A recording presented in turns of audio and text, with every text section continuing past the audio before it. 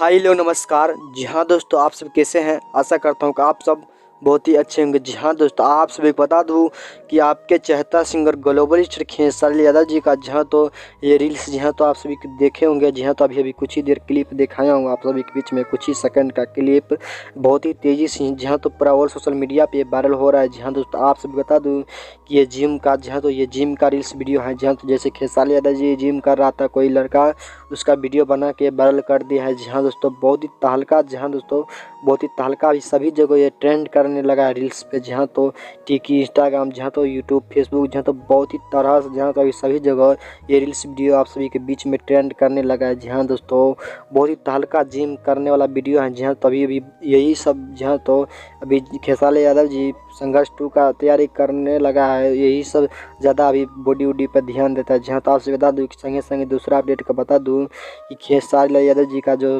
Film था संघर्ष 2 आप सभी के बीच में, वो भी बहुत जल्द आप सभी को देखने को मिलेगा। जहाँ तो बहुत ही तहलका मूवी वो भी है। जहाँ आप सभी के बीच में बहुत ही जल्द वो भी मूवी देखने को मिलेगा। तो मिलते हैं अगले वीडियो अपडेट साथ, तब तक के लिए अपना ख्याल रखना।